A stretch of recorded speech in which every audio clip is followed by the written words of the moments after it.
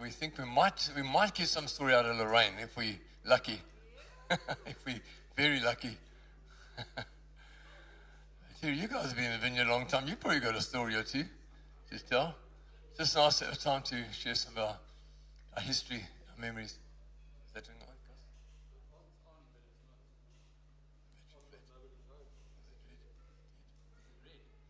No, it's supposed to be red. I'm colorblind. That's red. Just cancelled, Costa.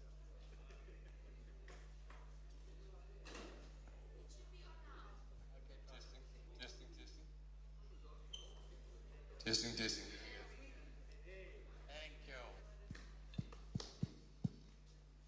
Yeah.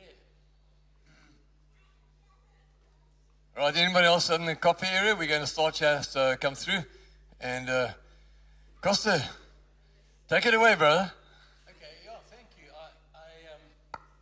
I suggested that we have a session available like this because in reflecting on the theme on new beginnings, I thought for a new beginning to be well motivated, it needs to understand where it's starting from. You know, new beginnings are based on, like we heard this morning from Joel, old endings. And even the text that a couple of the speakers have used from Isaiah 43, very, very interesting when you read the full text, because it says, "As I delivered your people from Egypt, and I took them through the Red Sea, and I took them through the wilderness, so now I'm going to do a new thing." And what does he finish with? I'm going to give them streams in the desert. I'm going to give them deliverance into a new future. So, in short, the new is somewhat dependent on the old. The kind of thing that we were moved to be in the beginning is the DNA that we have passed on, hopefully, is the DNA that we have passed on. So I kind of almost felt like what we used to say to our kids when they were teenagers and wanting to go out on Friday nights instead of staying home with the family for a movie and a pizza. We used to say, remember your name. Remember who you are. Don't throw your name away. So anyway, that by way of background, but I did feel that it would be good because also of how few people were there in the beginning, that are in this room over this week. How few were there at the beginning, and we were encouraged as the Omana back in the day. We need your stories in the room. We need you to be there to remind us. I always think about when John Wimber started a thing called VIC, which was Vineyard International Consortium, which Dave and Colleen are going to the new version of, which is called the National Directors Council, Global Council. But John's thing then was to gather the leaders from around the world and to just have them hang out and keep reminding one another of what we all signed up for. And every so often, it was very funny because in his last couple of years, John would sometimes sit in those meetings and he'd say, Carol, his wife, Carol, he'd say, Carol, remind me, what did we sign up for? What business are we in? His first questions to every pastor when he came to visit you would be, what business are we in? And the second question was, how's business? So, from beginnings come important things like DNA. So I actually thought it would be good to just reflect a little bit, and as Dave said, let's make this a conversation so you can interrupt and you can ask questions and take it off into whatever direction. And I particularly again invite Sam, Andrew, who else who was there at the beginning, to interject and to ask questions. Okay, so I'm a generation ahead. You're a generation behind, you mean?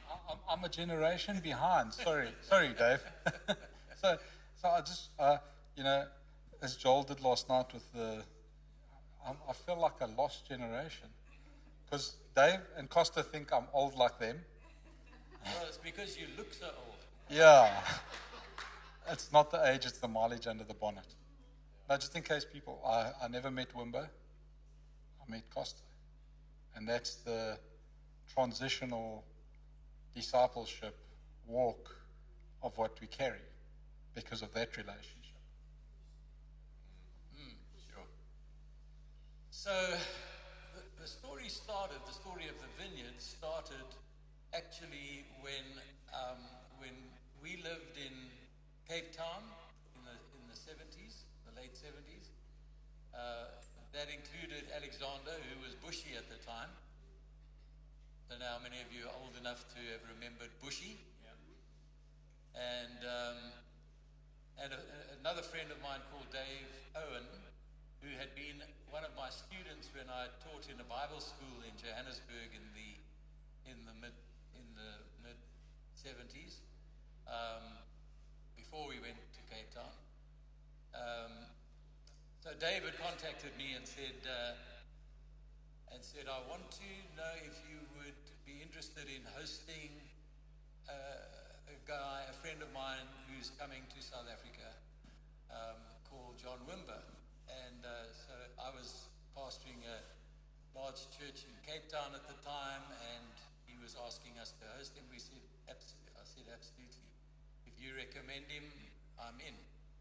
And before that, in turn, we had met a young guy who was traveling the world with his friend, and his name was Lonnie Frisbee.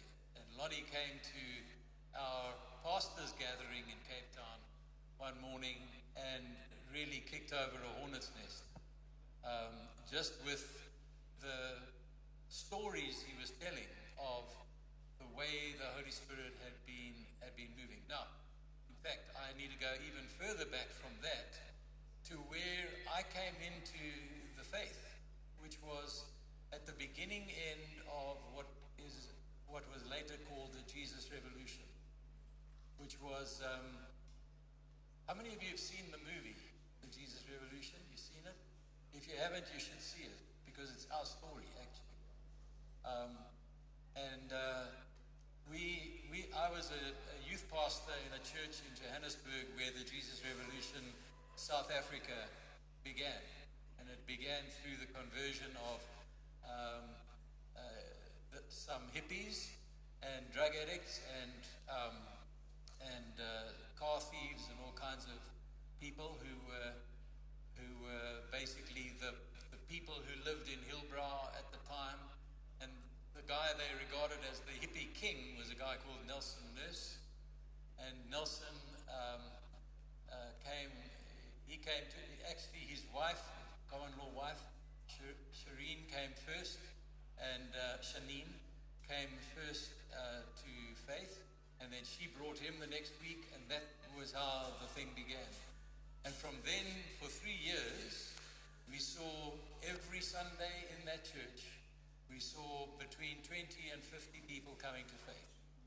And they were usually people from the alternative culture, the counterculture called the hippies. So in the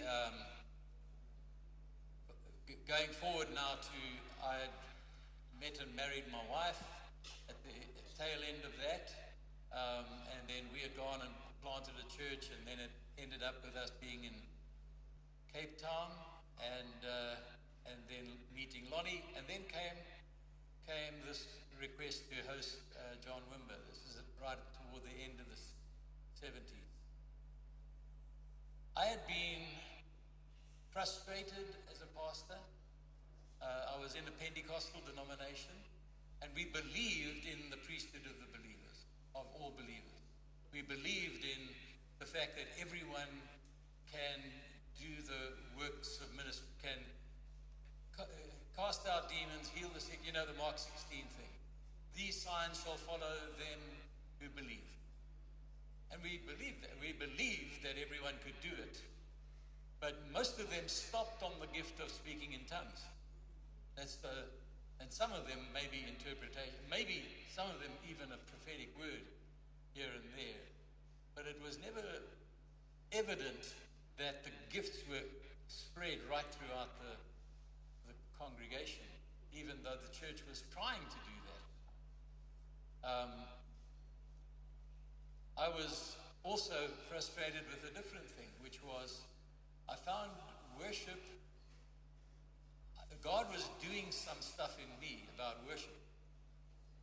And one of the things that he was doing was he was breaking my heart for what we call in Vineyard speak the kind of worship that is intimacy, that is IU language to God, rather than singing some of the very profound, very wonderful hymns that declare the majesty of God, that declare his works, that proclaim the kingdom and all of those things. But what I was finding in my personal devotional life was that God was showing up. I was meeting him. There was intimacy happening without me even understanding what it was. I then started reading some stuff that was going on about worship in the wider church, and thinking, I want to bring this to the people that I'm leading. And I started messing with I was messing with the church's practice, because I did things like saying, okay, instead of doing 3 choruses and then a hymn and a thing and a hymn and a thing and a sermon and an altar call, we're going to do something different. We're just going to let the Holy Spirit move. And so we did. And then I said, now, there are people in this service who didn't know what was going on there, but you would have loved to have been included in it. Something was going on in your heart saying, I want that. If that's you, stand up. And like 15 people, this is the first time in my whole time at that church that 15 people spontaneously came to the front for salvation after just a worship session, a worship moment. And the Lord was speaking stuff to me about it all along. So that is the background. That is the situation into which came the Vineyard 101. So partly because of the way that I messed up those people's church, I was transferred to Johannesburg before John came. So we arrived in Johannesburg at the same time as John and the team including Lonnie Frisbee, were coming to visit Johannesburg. And Alexander, at the time known as Bushy, had been transferred also to the very church that was going to be hosting John in Johannesburg. So it was a setup. All kinds of things just converged. Alexander being there, us being transferred there, and we were at a church down the road, and so we came to the meetings. John coming with Lonnie and with a team, Dave Owen being there at the same time. And the three of us, and I'm sure there were others in the meetings as well, because John taught a seminar called The Principles and Practices of Pastors in Growing Churches. And we listened. What kind of church? And in that, one of the talks that John gives is the church I would join.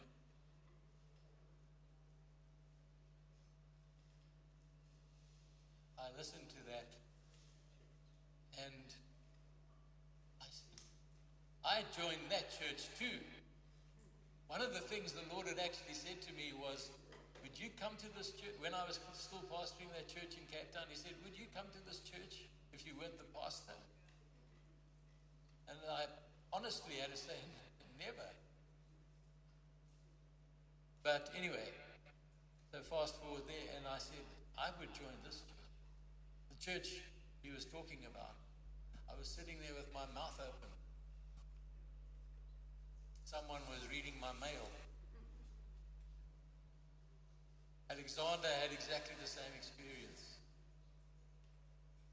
Dave was already convinced anyway. And so we talked to John after that, and we said, would you come to Johannesburg and help us plant a church like that? And he said, I'll pray about it. And he went off. That was 1981. 1982, Alexander went to California to do an internship with John. I was running a Bible school in Johannesburg, and Dave had also had done some time working with John, learning from him. And so they came back together in October 1982. So this year is 42 years. This next month since that point. And they came with a team of, the numbers are a bit vague. It's between 80 and 120 people came in a team to help us plant a church. The most effective model of church planting I've ever seen. We had gathered interested people from the beginning, in the interim while waiting for the moment. We had gathered 60 people in a kind of, on a Sunday evening we were meeting in a house with the inside walls broken out. So it was where I ran the Bible school, and we hosted them there. And I said to John, by the way, at the time that he came, I said, would you come and teach a course in this Bible school on evangelism? He said, sure. He said, we'll meet at the mall. I said, what do you mean? No, I mean, come to the campus, come to the school and teach them about evangelism. He said, yeah, we'll do that, but the campus is going to be the shopping mall. Take me to the biggest mall you have. So we went to Sandton City. And he just got his guys from the team to take our guys, two of them and one of ours, and off they went into the shopping mall and met people and led them to Christ and healed their sicknesses and cast out their demons, and then invited them to come to church. And thus was born the beginnings of the vineyard. We had gathered these 60. We then had the seminar with John. We had a signs and wonders kind of seminar.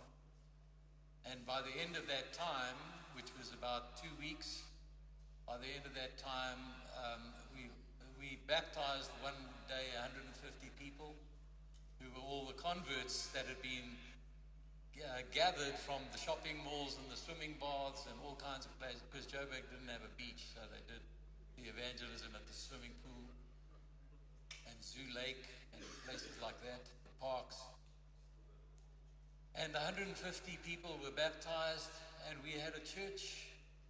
As they left, they left us with a church of about 250 people, and that was the first vineyard planted outside of North America. Was the Parkview Vineyard. Included in that event, a busload of people arrived, and let me introduce you to their leader, Samuel Kiston.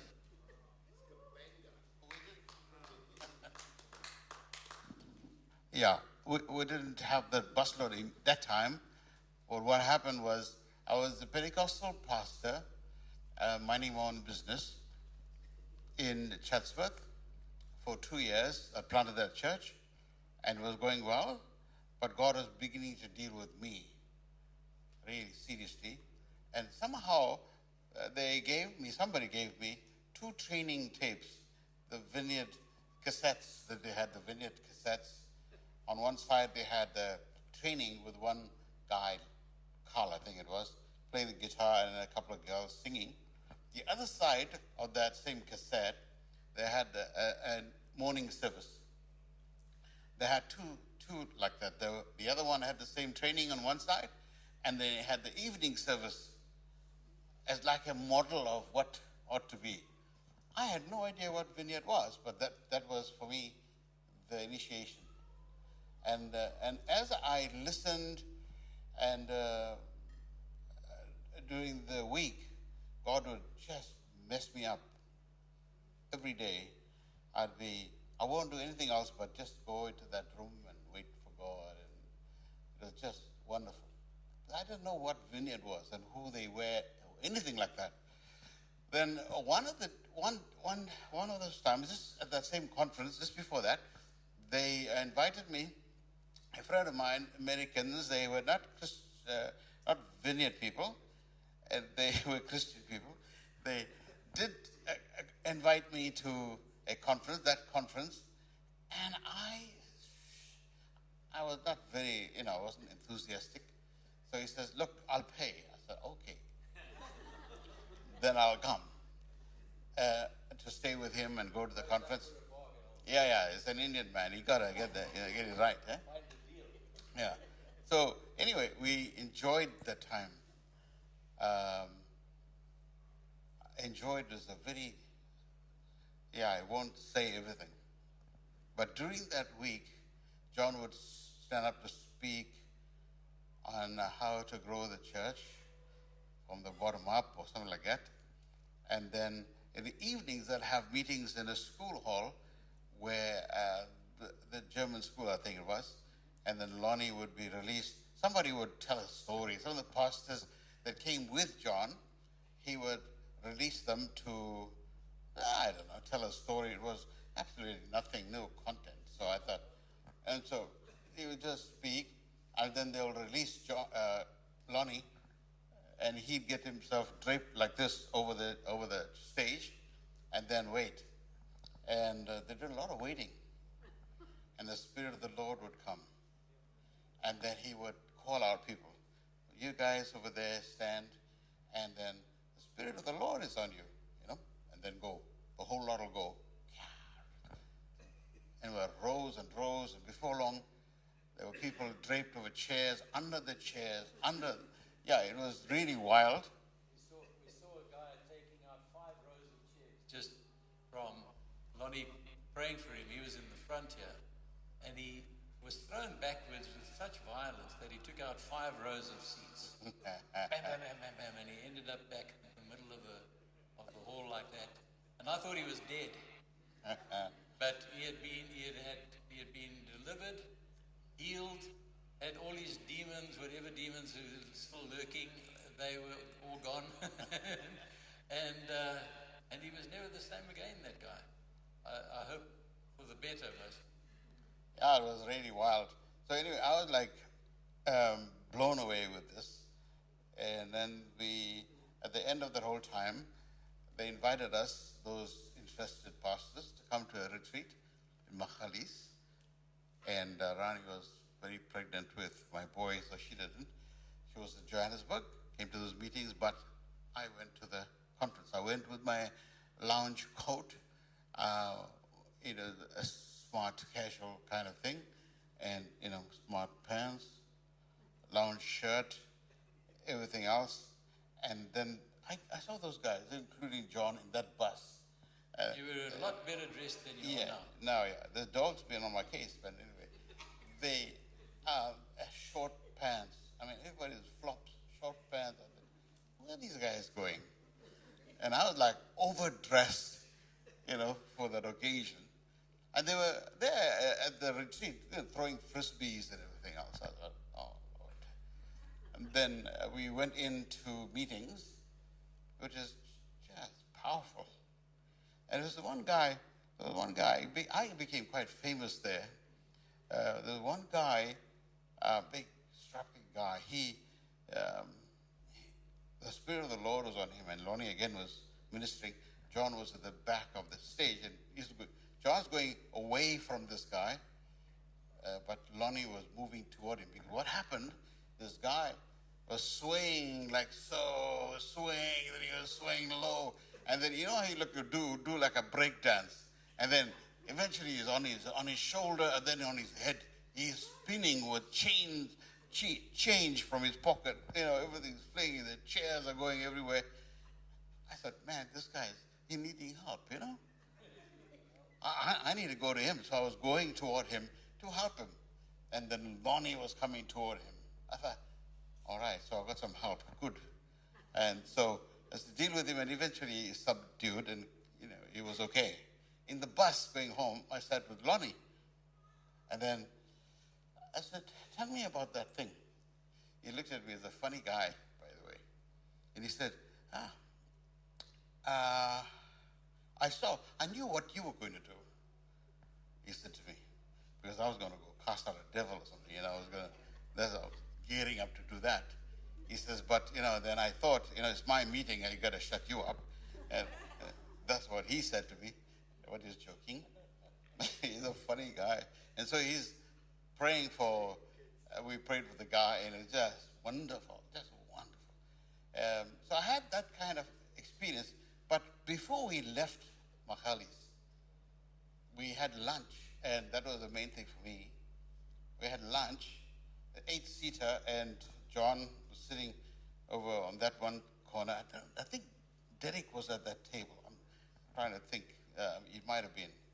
Lonnie was next to him, and I was sitting over on this side. In fact, I was coming by, and they said, sit here, please. I said, oh, okay. So John would, at the table, after a while, ask me, so what can I do for you? I just thought American money, okay. But out of my mouth came, how can I be a vineyard? I said, I want this thing. I want this. And then I didn't say that to him. I said, how can I be a vineyard? And he looked at me and said nothing. And then the meal. And right again, after 5-10 minutes, how can I help you? I said, yeah, how can I be a vineyard? And then he looked at me and didn't answer me, quiet. And then after another 5-10 minutes, he asked me again. I thought, this guy is really, I don't know what's wrong with him.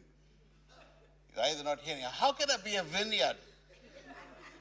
And he says, said nothing.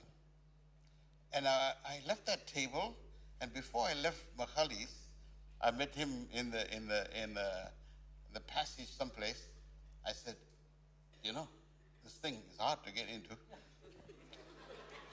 I want in. Whatever this is, I need to be part of it. I wasn't worried about talking to anybody, getting permission. I just felt it. God said, this is it. You do this. So he said, look, just write to John, you know, straight. Go for the guy. So I've got his address. Those days was snail mail, you know, snail mail. 3 weeks to go, that letter, for them to take, well, you know, Americans are terrible at writing, but so they'll take another month, and then 3 weeks later. So about 2 months, I got a letter from him, and it said, first line, welcome to the vineyard. I still have that letter. And he says, I was thrilled to have received your letter yesterday, which is, I don't know when that was. And I know the Holy Spirit knit our hearts. But what happened at that event, just before lunch, that's why John invited me to sit at the table. There's another John Watson was part of the Vine Song. And he said, did you meet John? I said, no. He said, would you like to? I said, sure. So I went and stood in line. In those days, we all stand in line, wanted to talk. And so we had this conversation with John. He asked me, so in your community, do you like deal with demons, and how do you deal with it? At that time, John was learning how to do it. He was learning. And the point I'm making, some of the things that I'm saying are things that we need to think about, not necessarily, it's how God can deal with us. And we need to ask the questions and go for it. So I said to him, so what do you do? I said, well, actually don't do anything. What I do is make them sit down. He says, really? Why? I said, well, these guys have had their demons for 20 years. They can have it for at least 2 weeks, 2 months. They can have it, keep it. It's not long. And he says, why would you do that? I said, well, I don't know what basis now must cast those devils out. I don't know. Because I don't know if they're Christian or not. If I cast those devils out, then they're going to go out the door and the devils are going to come back to them if they don't have the Lord. Wow, he says the right things, doesn't he? He's talking to his wife. So that was the kind of conversation I had, answering his question, and then he says the right things, doesn't he?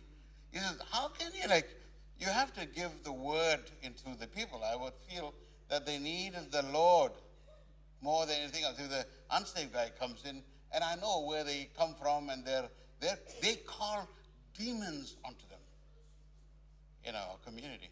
So anyway, we had this conversation. It was very, very exciting.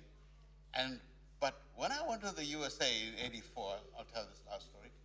When we went to 84, and then I was taking a lift up in the hotel we always stay, and in the lift, some vineyard pastors came out, and they suddenly looked at me and said, this is the guy. I said, what happened? He said, this is the guy.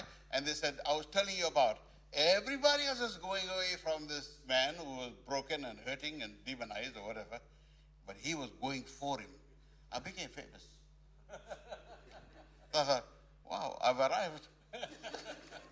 You became one of John's stories. I just wanted to sum up where stuff from when I started this story, which is the two things that for me became the answers to the things that the Lord was doing or the questions God was posing to me back in that other church. And that for me became the distinctives of the vineyard. We've got a whole list of them these days. It's like we've got to at least have a matric to be able to remember them. But in the day, there were two things. The one was intimacy and worship. And the second was equipping everyone to do the stuff that everyone gets to play. A phrase which has become a bit of a cliche already for a lot of people. But what it really means is that our job was then and is now to give the ministry away. Our job is not to do superstar stuff. Our job is to work ourselves out of a job. And that's something that in John's model and in the vineyard itself as a movement, we saw a beautiful, practical, easy to transfer model that became the stuff that we were meant to do. Just a last point on the thing about the first church plant. We planted that church, and then, as you heard, Sam was allowed in. What he doesn't tell you is that John told me, put him on probation. I think you're still on probation. That's what the letter says. So, but the thing that we had felt ourselves was that we didn't really want to start another movement. What we felt was, let us plant a church that becomes a model that contains all of these things that we were seeing that then give it away. We had good relationships with the wider church, with everyone from Anglican to Baptist to Presbyterians. Presbyterians were big. I was telling Jackie this morning, they were like our first cousins. They really opened their doors. And then, of course, also some Pentecostal and charismatic churches that had invited us. And we did ministry in fact, we ministered in what is still running as the longest running Catholic charismatic group in the world, which is in Linden in Johannesburg, Victory Park in Johannesburg. And so lots of churches, Dutch Reformed churches, etc. And the whole thing was to give away what we had received. And so we went, we talked about the Holy Spirit, talked about the gifts, and then just said, so now let's invite him.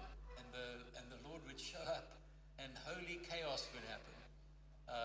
And we have some amazing stories about that, which I won't go into now.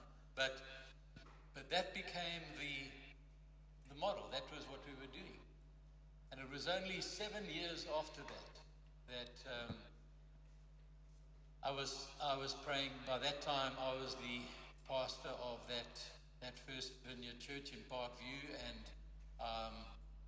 Alexander Bushy had gone to start what was called the Soweto Vineyard in Soweto, and so I got this word from the Lord to say, now plant churches. And so that began the thing that resulted in us planting first Bryanston Vineyard, and then from there Pretoria, and then we found Brett. Well, Brett found us. So this guy walks into a pub. I'll be honest, the hardest thing you can do is join the vineyard. It was the weirdest thing, man. I phoned this guy. So with great difficulty. So I was saved in a Nazarene church, and then had served there for many years, and God called us to plant a church, which we really didn't know what that meant, but we thought we'll have a go. And the last thing on our list was you need to be a part of a family of churches. So we looked at a whole lot of churches to see if, like, do we fit? And will they accept us? And I read a book written by a guy called Dave Watson. I don't know if he was a canon, a big shot in the in the Anglican movement. Did you get that, guys? Okay, you've got to be sharp here. And there was a little paragraph, introduction to a paragraph in one of his chapters, and he described this church, and I'm going, that's me. I did not know there were people like that around the world. So then, cut a story short, I'd gone to a conference. I was invited to a conference, which was a vineyard conference, and Sam's worship team were leading at that conference. I think it was John McClure. Yeah, he was leading it. And then they left with not a bit of info about the vineyard. They just left. They wiped the place clean with jick. There were no fingerprints, nothing. And so everyone's left going, who were these guys? And we're all going, we love what we've just seen. So for a year, I tried to track down the vineyard. What a joke. Administratively dysfunctional humans. I wrote to John Wimber. The fact that he wrote, I don't think he wrote to you. I think it was the secretary who wrote to you, feeling sorry. I never got anything back. Eventually, I somehow found a number, and I got hold of it, and so I phoned the number. Very funny story. And it rings and rings and rings and rings. I was at night, so I thought I'd get it. And a little girl answered and said, hello, it's Candy Mitch speaking. Thinking, wow, what is going on here? And I said, please, can I speak to Pastor Mitchell? She said, okay, Dad! Put the phone down on the windowsill. I waited for half an hour, man. She forgot to tell her dad, bolted off into the room. And then eventually, I think Costa came past, picked up the phone and said, hello, is anybody there? And I told him my story. I said, hey, man, I think that I would love to connect. And we were planning planting a church. So we ended up going to stay with them as a family. These guys became our family. And we spent 3 months with them, lived in their home. And then the interview came. None of you have ever, if you're a vineyard guy, you've never had an interview. You've just been accepted. I was interviewed and rejected by Alexander Fenter. We were like so keen. Oh, yeah. We'd love to do it. And he sits down and says, why? And he was called Bushy because he had a lot of hair. And he had long eyebrows. Stared at us. And he said, no, I don't think you guys can do this. Wow, man. Broke my heart, eh? Walked outside. I didn't cry. Sat down. Oh, we knew we belonged, man. So we went round and we got hold of Costa. We were too smart for Alexander. And, and so we went out. I think we came down. They sort of sent us back to our city and we planted our church. And I want to tell you something. It was unbelievable. We grew to 3 people. Instantly, myself, Leanne, and my son. And then for about a year, we just saw it take off. Just took off. And we landed with like 7 people after a year. We were in church growth mode, man. It was like we were flying.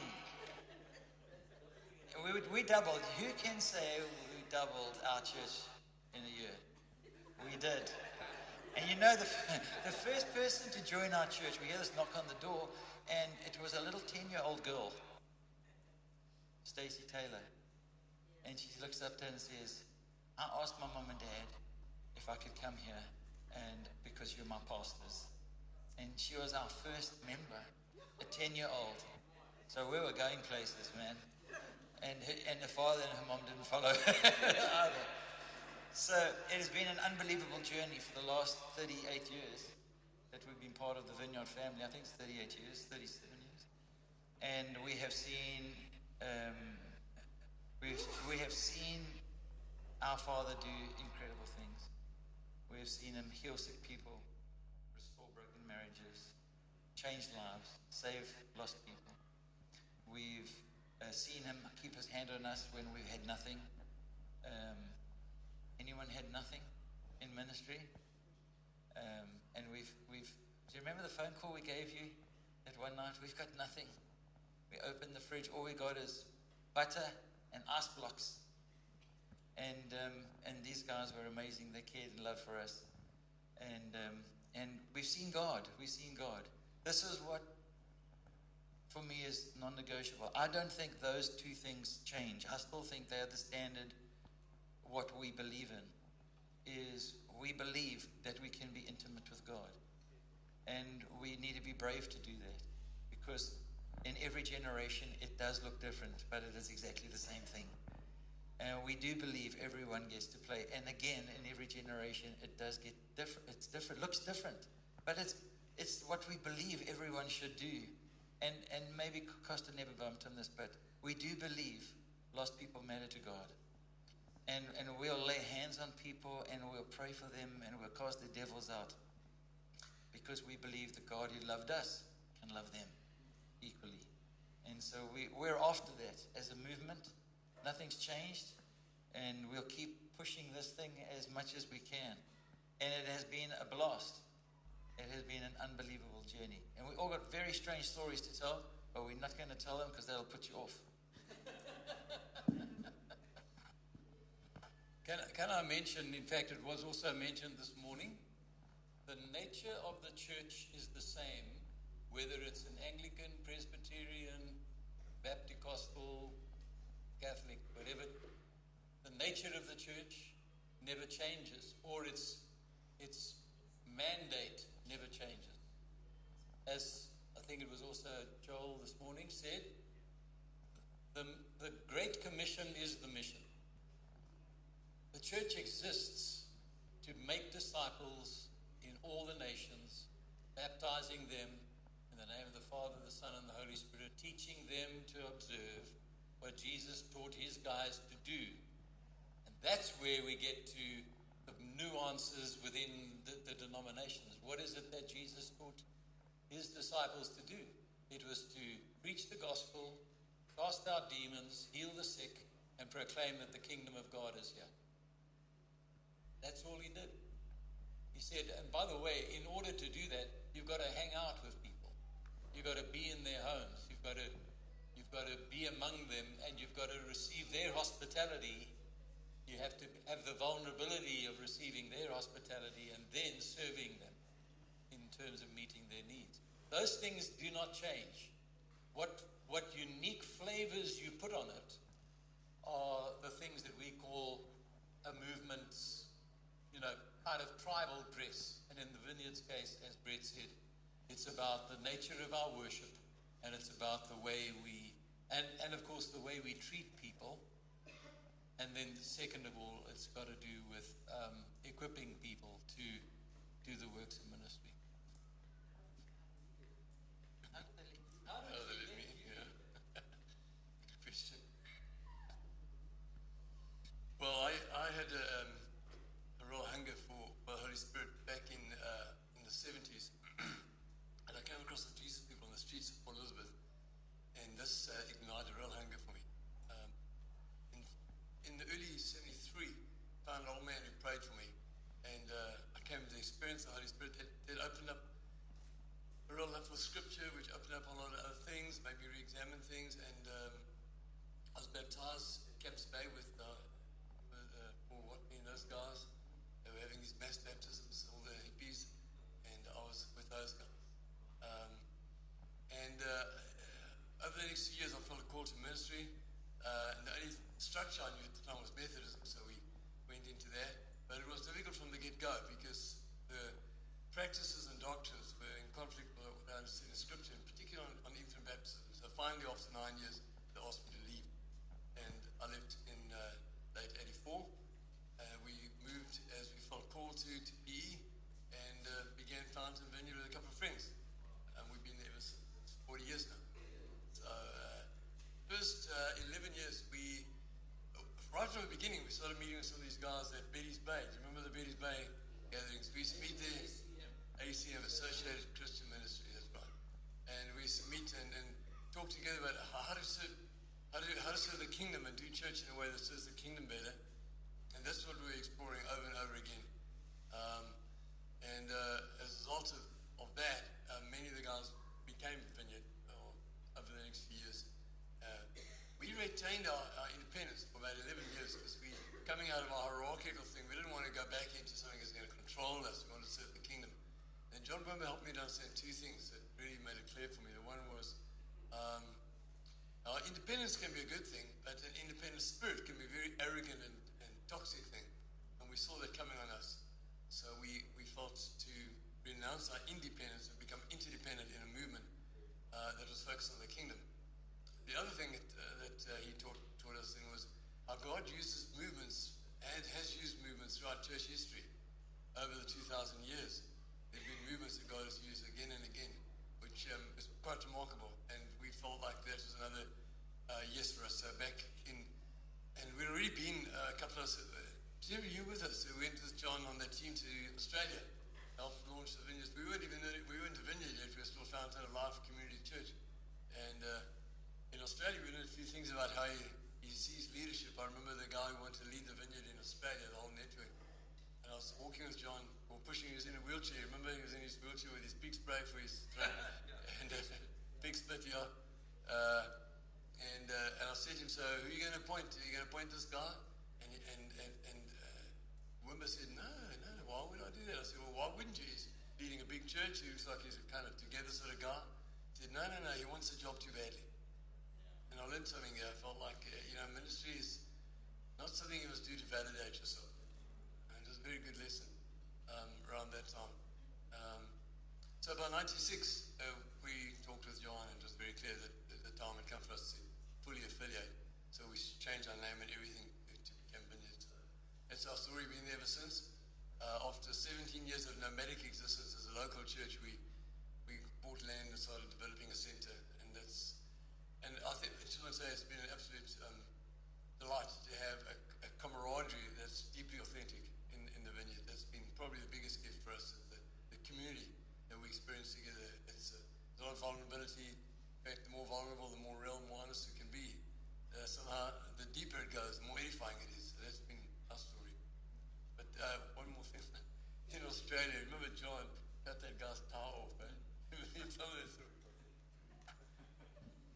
Yeah, there was the moment when John had asked us to go with him to Australia, and I went every year for about 5 years, and it was to sort of train, teach, build relationship, and also to kind of sniff out who was authentically vineyard in this lot, because they also had, like ACM, they also had this network of charismatic and new, what's it called, third wave kind of churches, and pretty much all of them were keen to become part of the vineyard. So that we had a conference called "This is the Vineyard," and during that conference, another guy called Dane Yarborough and myself were the CSI. We had to kind of sniff out the DNA of all these people, and then decide on which ones were going to be let in to the movement. So the same thing that Alexander did to Brett, we had to do to a bunch of people as well. But anyway, the final decision was made. There were 22 people who made the cut, and they got into being the beginning of Vineyard Australia. And the guy who was there to lead them initially was wearing a jacket and tie. And so they said, we're going to be laying hands on these people, and we have some ceremonies of induction and inauguration. And in some churches, they put a robe on you. But in this movement, this is what we're going to do. And they turned him around, and Bob Fulton took hold of one end of his tie, and John Wimber cut it off with this pair of scissors. I think it was an expensive tie too, but the guy was flabbergasted. But that was welcome to the vineyard. No, he stayed. He was the leader of the whole thing. He never wore a tie again.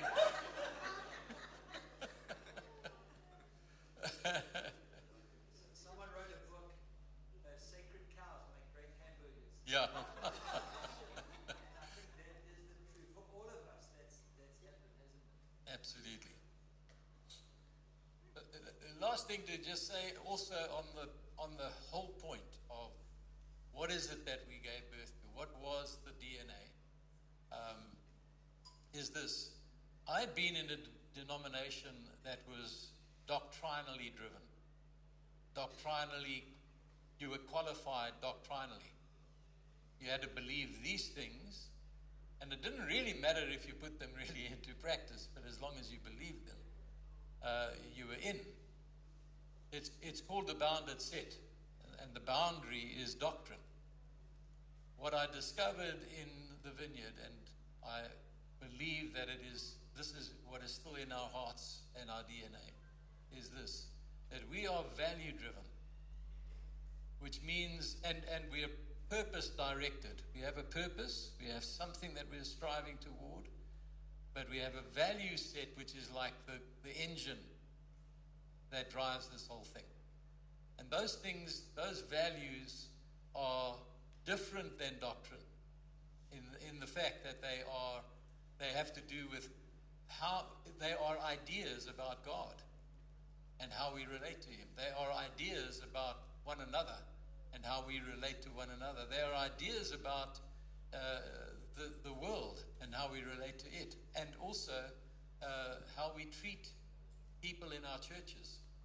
All of those things are derived from a set of values. You've probably all seen them, and I hope memorized them.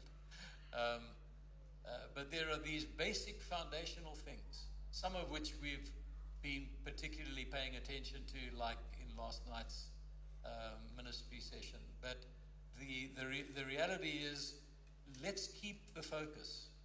Let's Let's keep the focus on that which is non-negotiable among us.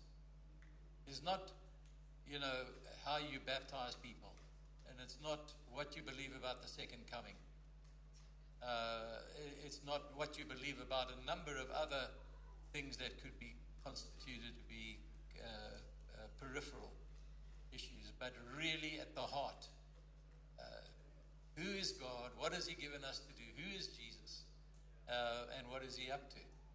And hearing what the Spirit is saying to the church.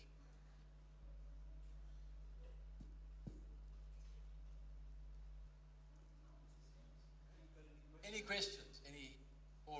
Or additions? Mish was laughing at a couple of points. David. My big concern, not necessarily the vineyard, but obviously My concern, not just in the vineyard, but obviously in the church, is how do we balance grace and truth always? And while you've been speaking, is obviously there was a high level of discernment on who's out, even kicking out Brett, all that.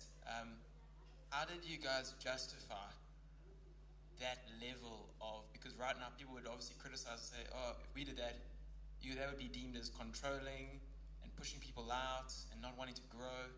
How did John justify that to make sure that he knew that that was a good thing, not a controlling thing?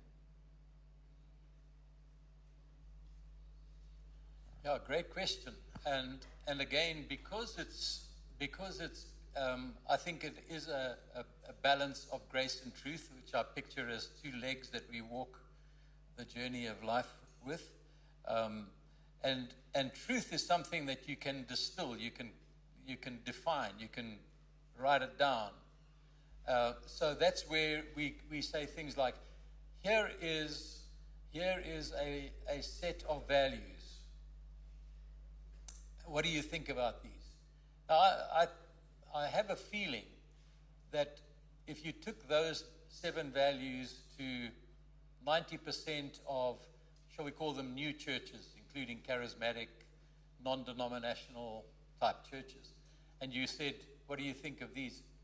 Most guys would go tick, tick, tick, tick, tick. Yes, I agree with all of them, because that is when you just read them as a concept. So that's a truth basis for deciding, is this person vineyard? If you check under the hood, is this for real? And the answer to that second part of the question is, how do you live this out? So it's got to do with things like Dave mentioned, the thing about reluctant leadership, where people are not looking for position. Now, the guy can subscribe to all of those things in concept, but if you see that a person is a controlling leader, for example, very, very legalistic, or that they are autocratic, that they make demands of people rather than serve people, that they're top down rather than bottom up as servant leaders. All of those are telling you what their real values are. And so the only way we can really tell that is by spending time with people. I will apologize again to Brett for the fact that in one interview, I don't think you could learn this guy in one interview. So I think Alexander was maybe just having a bad day. I think he was a bit crabby. No, but I think all of us were very cautious, because you see, a lot of people see John Wimber said this to me in 1988 at that conference that he was talking about. He said, Costa, the fact is most people discover the vineyard in conference. He said, now you guys have the job of showing them what the vineyard is like as church, because it's very different. Conference is all, lights and camera action, kind of spectacular stuff, a lot of drama, a lot of healings and power encounters and etc. So that's, in a way, everybody wants in on that. But when you go with, we are servant leaders. We don't use titles. We're not looking for, we don't have special seats for the pastor on the platform. Thrones more especially. I've seen them. Trust me, I've seen them all over the place. And it's so when you see that, and you see that the vineyard has turned that thing completely on its head, then it's not so popular with leaders who have power as an agenda. So I think little things like that can only really be discovered in relationship. So that's why we usually say to people, if they're coming from the outside in, hang around. Sam has this lovely expression. He says, sit down, just sit down there. Sit down there for 2 years. 2 years. Why? Because it's about, are you into relationship or are you into position? Are you looking for a job or are you looking for a family? So those things are tested, I think, in a relational process that people have to have patience for, and they have to be hungry enough. I think that's very crucial. Because family is nurtured into existence, isn't it? So they're born, but this is not like a competition. We're not better than anyone else, for goodness sake. You know what I mean? But we are family. And there's something common among us, and we value that. Our values aren't better than theirs. We love what we have, and so we want to nurture that in each other so we can express the full potential that God has for us for His kingdom through this tribe family called the Vineyard. We're not trying to compete, take over the world, help us Jesus. We're just trying to be faithful with what God's entrusted to us. And most of the time, we don't know why. And we don't fully understand it. We want to have a go. And we don't want to be exclusive. We want to be inclusive. But we want to be a family who want to be inclusive with one another. And that's why it's easy to work together doing the same thing, because we, in the deepest part of our being, we know this is who we are and this is how we do it.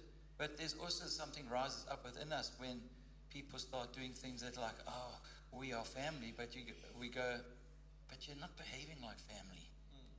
And that's hard because, flippin' heck, whether you're family or not, we love you. That's the thing. Don? Yeah, I just wanted to comment. It sounds like a lot more caught than taught. Good word. And I Good wanted phrase. just to cap there a bit, because I think we're in an era where everyone throws you a book or a YouTube Yes. clip that you can read or watch, Yes. and somehow you're supposed to get it. Yes. But it's hang out with us, right? It's more spend time with me. Excellent. Thank you for that emphasis. That's probably of the many phrases that Wimber used, he probably used that one more than any other. It's better caught than taught. It is actually only caught, not taught.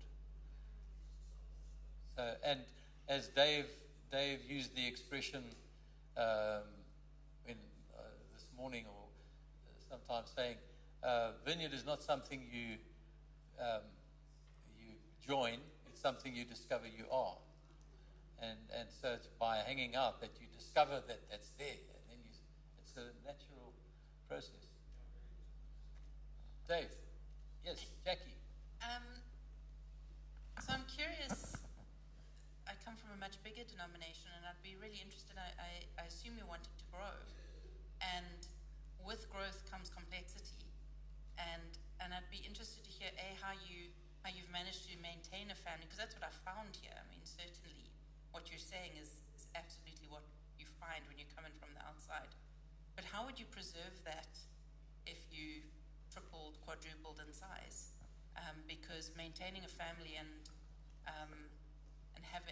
making everything so challenging when you are much bigger.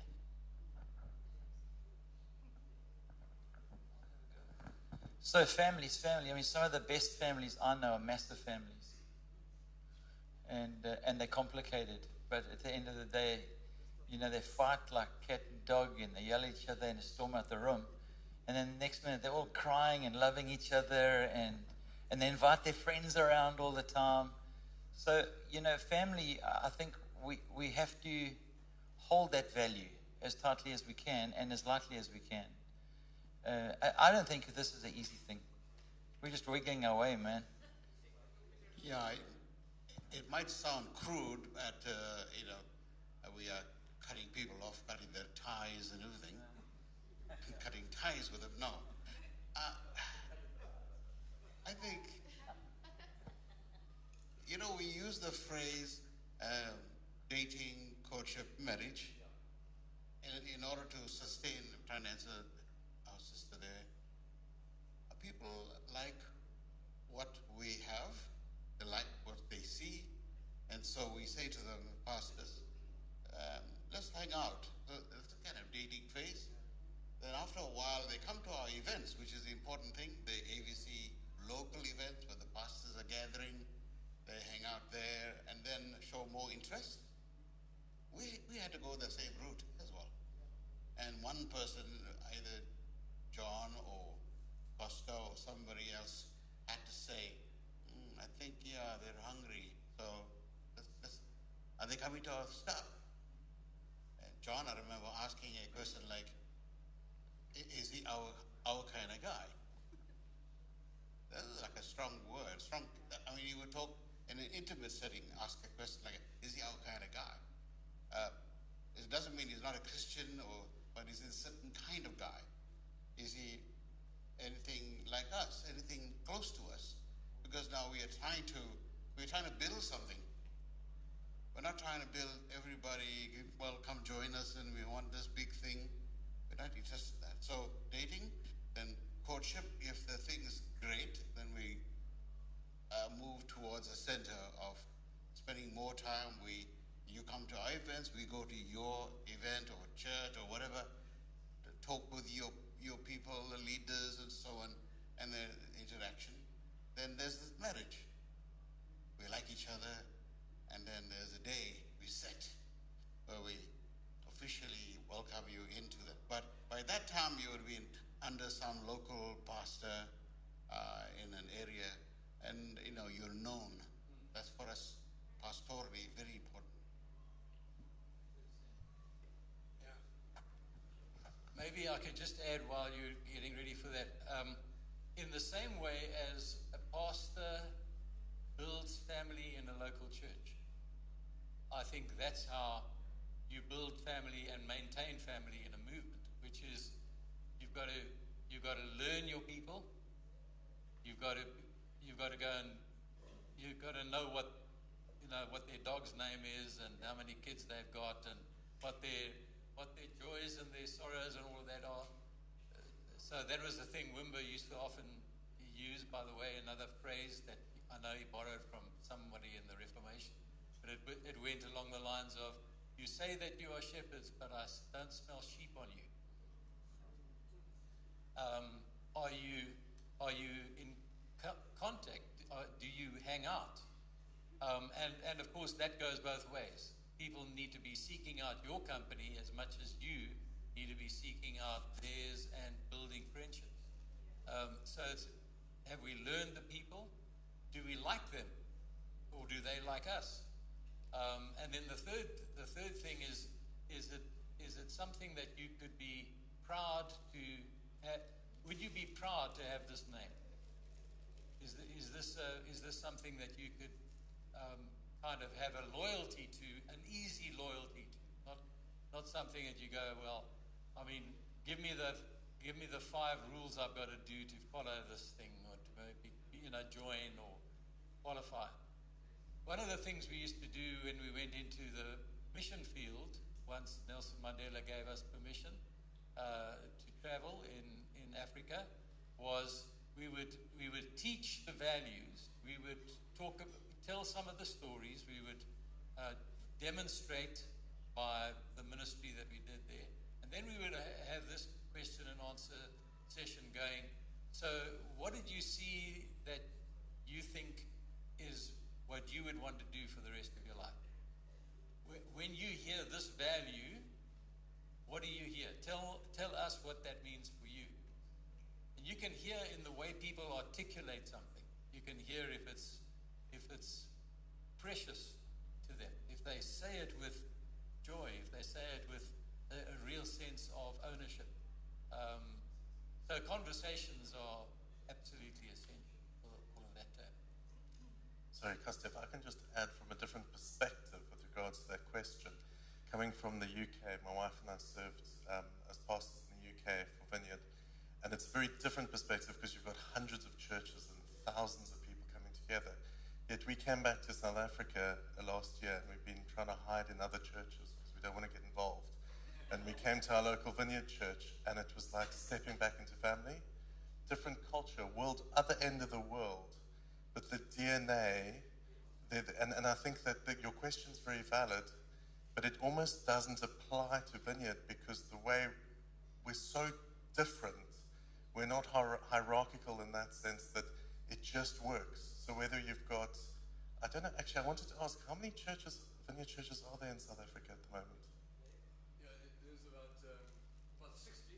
30 of them are what we call core Vineyard. Okay. The other 30 are all peripheral and plants. Okay, brilliant. But whether you have 60 or whether you've got hundreds, if you go to the Vineyard conference, the only problem is you can't find parking. And if you're not there 20 minutes early, you can't find seating. But otherwise, everything else is, you can just see it in the values and principles, which we've just found an absolute blessing. So thank you.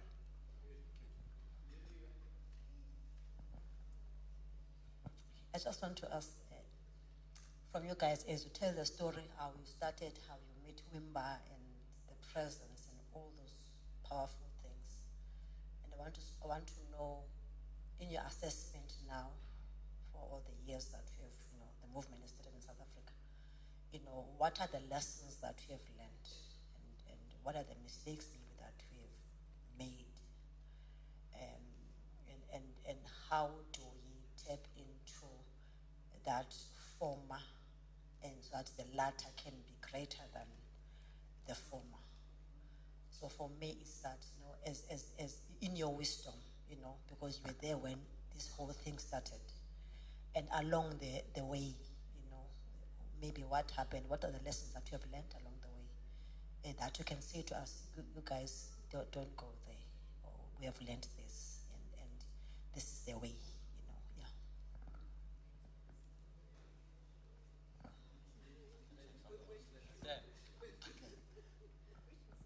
Yeah, it's been a hard road with churches. We have lost a few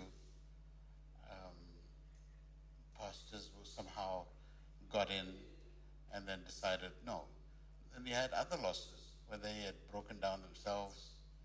I think the main thing we need to look for is, are they being adequately trained to plant that church? Are they working in the local church for, let's say it's a new plant, new guy, then are they working with you? Are they with you, dealing with, are they spending time with the people? When you gave them work to do, are they finishing it? Are they doing it well? Are the people following them? If there are no people following that person, and he's taking a cool walk, that's all he's doing. We can't put him in leadership. That's for a new guy. But the guys that come in as adoptions, it's a hard one, that. Adoptions, every child is a surprise. Eh? Every adoption has its own problems, and good things and bad things. We're not interested in getting a big budget together. We're interested in seeing what God is doing, who God is putting together. And so we try to follow that more than, follow the money. Because people think, well, we have to give you whatever percentage to the organization. We don't really want to worry about that too much. We just want to see who God's doing and doing these things too and draw them in. But we look for a certain thing. And over the years, what we've done is we've had all kinds of things thrown at them. We've got the latest one now, salt, the training thing. But we've given people the books to read. Hey, listen to these videos, watch this thing and read that. You'll get a little bit more than what we got. We got a conference every 2 years, maybe. And then we got 10 minutes of this, 1 hour of that. It was really, fly by the seat of your pants. But now we have so much going on. So we try to give them that. It's not hoops, but it's just so that they can understand who we are, at least catch something. Yeah, I think one of the, also an early phrase that we used to use a lot was that the modern church is overeducated and undertrained, which basically means they know stuff, but they're not doing it. They're not equipped to do it. I mean, again, you throw this stone into the middle of any congregation, big or small, and say, do you guys all believe that every believer should be an evangelist? And you'll probably find the majority of people will say yes. And then if you ask, are you doing it? The majority of people will say no.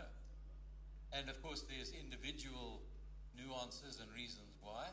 But overall, the main reason is because we've never taught people how. And so they're afraid to try because they're embarrassed about the possibility of failure or the actuality of failure. And so they don't go. They don't do. So all of that to say, if you think of a church, I get this thing. A lot of people, pastors particularly, think of church as this thing that's going, growing, and it's eventually going to graduate. That's a false picture. Church is, let's go back to family. What is family? It's a growing group of people who are each individually growing and impacting on one another and sharing their pain and sharing their joy and having a lot of fun together and also fighting a lot and all of that. And we're going basically like this in an ever-increasing circle of growth, but in that growth, everyone has to learn the same lessons many times over. And I think that pastors need to understand that. If you're the pastor of a church, you need to teach and teach and teach and teach the same things over and over, even if you get sick and tired of hearing your own voice doing it, because the people are never going to graduate. And as soon as this lot is ready to graduate, there's a whole new batch, hopefully, there's a whole new batch coming in here that don't know anything. So he's keeping it going. Again, I'm using a lot of Wimberisms. One of his famous Wimberisms was, we're not in the people keeping business, we're in the people processing. Someone comes, God allows you to impact on their lives for a certain length of time, and then maybe some of them are going to go on somewhere else. And it may be the Lord. And it's never for you to complain about that, because just be thankful for the fact that you could impact them in this period. So that's our job. I would say that one of our main mistakes is that we have not been consistent on training people in the basics, so that every believer really is equipped to do the works of ministry. That's the only mark. I always say Ephesians 4:16 was always my goal. That was the goal for the church, which says when each part is doing its work, the whole body makes bodily growth and builds itself up in love. So that's got to be the focus for pastors, that's bottom line. Thanks, Costa. I think we're going to can it there, eh? Just for the overall perspective, in part to answer to the question there as well. The Vineyard is active in at least 195 countries that we know of, and there are 16 of those that are recognized fully functional AVCs, Association of Vineyard Churches. And we work on a little grid of three selves: self-sufficient, self-propagating, self-governing, as a kind of a guide for the maturation of its organizational capacities. So there are many other emerging AVCs that are developing in all the missional side of it as well. So, it's a dynamic thing, it's ongoing. And all of these things we've spoken about, very family-oriented, relational, that's very much what it's about. But thanks for listening. If you have any other questions, we can just chat informally over coffee. Thanks for coming, guys. All right, thank you.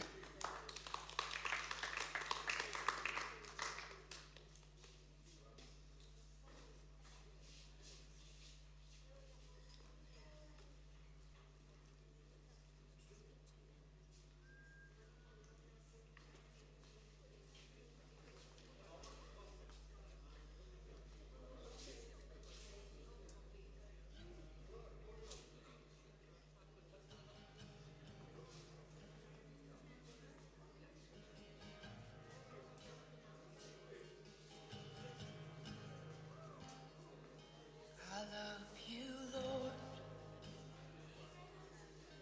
Oh, your mercy never fails me.